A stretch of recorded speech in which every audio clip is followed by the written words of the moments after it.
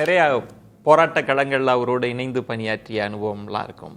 ஒரு மகத்தான ஒரு மனிதர் இறந்த பிறகு அவருடைய வாழ்க்கையே சிலருக்கு தான் செய்தியாக சொல்ற மாதிரி இருக்கும்.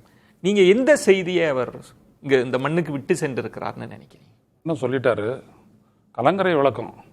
அவர்கிட்ட போனோம் அப்படின்னோம்னா அமைதியாக முதல்ல 1992 அப்போ நான் திருச்சென்னை மாவட்ட இளைஞர் ஜனதாதளத்தினுடைய தலைவராக இருக்கேன். அப்போ நாங்கள் ஏஐஒஎஃப் இப்போ இருக்கக்கூடிய நம்முடைய தோழர் வீரபாண்டியன் வந்துட்டு அப்போ ஏஐஒஎஃப்னுடைய மாநில செயலராக இருந்தார். அண்ணன்லாம் அவெல்லாம் மதிக்கப்படக்கூடிய, இன்றைக்கும் அப்படி தான் ஒரு வழிகாட்டி மாதிரி தான் இவங்கெல்லாம். அதே மாதிரி அங்கே டைஃபி நாங்கள்லாம் இணைந்து ஒரு பெரிய ஒரு ரயில் மறியல் போராட்டம் நடத்தினோம்.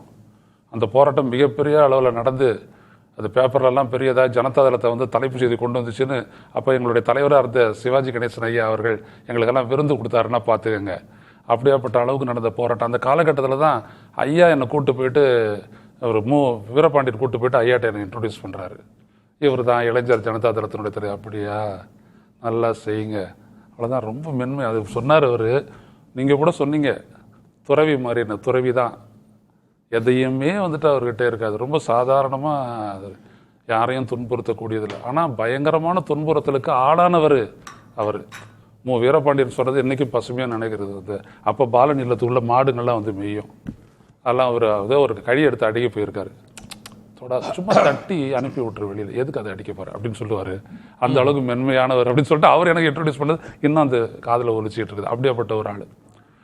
அதாவது அவருடைய பின் காலத்தில் அவருடைய பல போராட்டங்கள் நடத்தும் போது எங்களை ஆசீர்வதிக்கிறது வர்றாரு. அவரோட போராட்டம் அப்படின்ற அளவுக்குலாம் நம்மளுக்கு ஸ்டேச்சர் கிடையாது.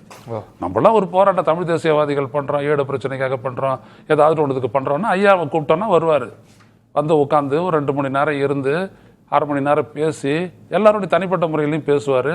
எல்லாமே ரொம்ப நல்லா இருக்கும். அவரோட எனக்கு நிறைய தோழர்கள் வந்துட்டு வாரம் போயிட்டு சந்திக்கக்கூடியவங்கள தான் இருந்தாங்க. இப்போ தான் நடுவில் ஒரு 3-4 வருஷமாக தான் அது இல்லை. அந்த மாதிரி அவர் எல்லாரோடையும் ஆடியன்ஸ் கொடுப்பாரு. அப்படியேப்பட்டார். அவருடைய புத்தகத்தை வெளியிட வரும்போது வந்துட்டு ஒரு அதிர்ச்சிகரமான ஒரு விடயம் என்னன்னீங்கன்னா, நம்மளாம் சுதந்திரம், இந்த நாடு சுதந்திரம் பெற்றது 1947 ஆகஸ்ட் 15 எல்லாம் உண்மை.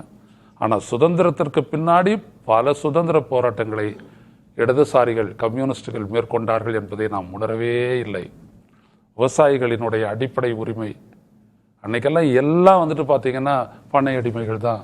எல்லாம் மிட்டா மிராசு 5000 ஏக்கர் 6000 ஏக்கர் அவங்களுக்கு தான் இருக்கணும் போது அப்படிப்பட்ட ஒரு உரிமை போராட்டம் தான் உழுபவனுக்கு நிலம் சொந்தம் நீங்கள் போடுறீங்க. அன்னைக்கு அதிலெல்லாம் வந்துட்டு 7-8 வருஷம் அவர் வந்துட்டு சிறையில் இருந்தார். அப்படின்றது சாதி மறுப்பு, இந்த மாதிரி இந்த போராட்டம் இணக்கப்பாட்டுக்காக பண்ணது. கந்தசாமி மாமனார் கொண்டு போடுறாங்க, அப்பவும் கோவப்படலை. அப்படியே அதே மாதிரி தான் இருக்காரு. தன்மையை இழக்காத ஒரு மனிதர் அவர்.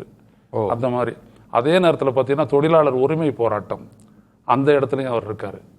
இதில் எல்லாமே பார்த்தீங்கன்னா நமக்கு வந்துட்டு சுதந்திர நாடு. ஆனால் இடதுசாரிகளை பொறுத்த வரைக்கும், கம்யூனிஸ்டுகளை பொறுத்த வரைக்கும் அடக்குமுறை பலகாலம் தொடர்ந்த காலகட்டம் அது. கிட்டத்தட்ட 65-67 திராவிட முன்னேற்ற கழகம் ஆட்சிக்கு வர வரைக்கும் பார்த்தீங்க அப்படின்னோம்னா நொறுக்கப்பட்டார்கள்.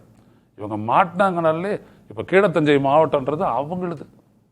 இன்னைக்கு நம்ம சொல்கிறோமே 5 மாவட்டம் 39 தொகுதி இப்படிலாம் நம்ம பேசுகிறோம். அன்னைக்கெல்லாம் பார்த்தீங்கன்னா இவங்க தான் சாணிப்பால் அந்த இதெல்லாம். அண்ணன் பேச விட்டிங்கன்னா அண்ணன் எங்கெங்கேயோ போவோம் அந்த வரலாறுலாம்.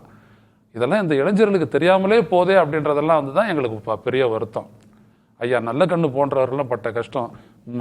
முகத்தில் இருந்த இந்த மீசையை எடுக்கிறதுக்கு தீச்சியே எடுக்கிறாங்க, முறுக்கி விட்டாருன்றதுக்காக. அப்படிப்பட்ட ஒரு கொடுமை யாருக்காக அவர் அவடத்தையும் தாங்கினாரு யோசிச்சு பாருங்க.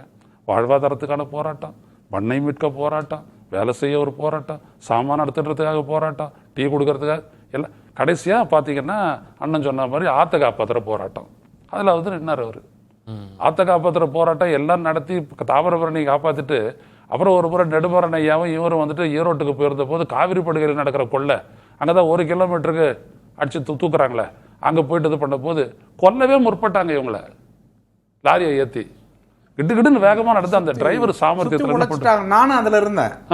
அது அரையமா வந்து அதில் செத்து போயிருக்க வேண்டியவர் அவரும் நெடுமாறன் ஐயாவும். ஆமாம். அப்புறம் இத்தனைக்கும் ஒரு எஸ்பி வந்து பக்கத்தில் நின்றுகிட்டு இருக்காரு. அப்படி வருது. நீங்க சொல்லுங்க. அண்ணன் சொல்லுங்க. அதனால அப்ப அவருக்கு வந்து வயசு அந்த இடத்துல தான் அவருடைய வீரத்தை என்னால் பார்க்க முடிஞ்சது. அப்படி வர்ற போது வந்து டாய் அப்படின்றாரு. இவரு நெடுமாறன் ஐயா எல்லாம் ஒரு நாங்க 4-5 பேர் தான் அங்க நிக்கிறோம். எங்களை ஆத்துக்குள்ள விட்டு சுத்தி உழைச்சிட்டாங்க. அப்ப அவருக்கு வந்து வயசு வந்து 84-85 இருக்கும். அந்த வயசுலயும் அப்படி நிக்கிற வேட்டையை மடிச்சு கட்டிட்டாரு. அந்த அவருடைய கால்லாம் நீங்க பாத்தீங்கன்னா இவ்வளவு பெருசு இருக்கும்.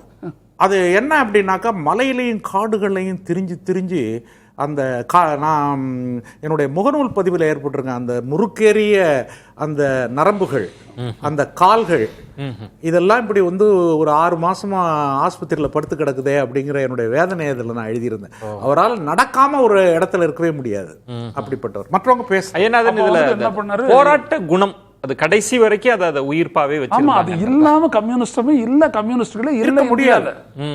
அப்படிதான் எல்லாமே அப்படிதான். இப்ப நாங்கெல்லாம் இறங்கி இப்ப ரயில் மறியல் பண்றோம் அப்படின்னம்னாலும் ஏஐஓஎஃப் டைஃபியம் பண்ணக்கூடிய ரயில் மறியல் இன்னும் உக்கிரமா இருக்கும்.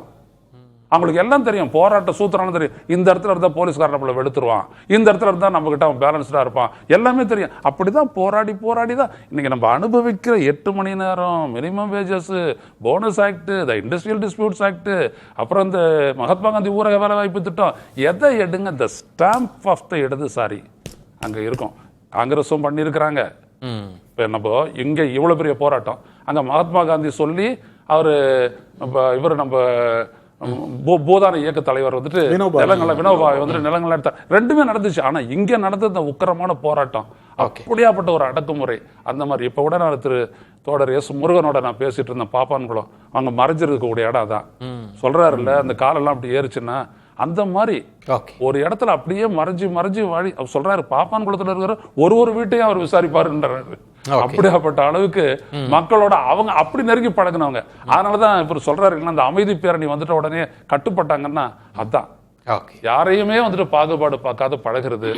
அந்த கொள்கையை வந்துட்டு நடைமுறையில அந்த சோசலிச வாழ்வை பார்க்கணும் அப்படின்ற ஒற்றை ஏக்கம் தான் அவங்களுடைய ஏக்கமே.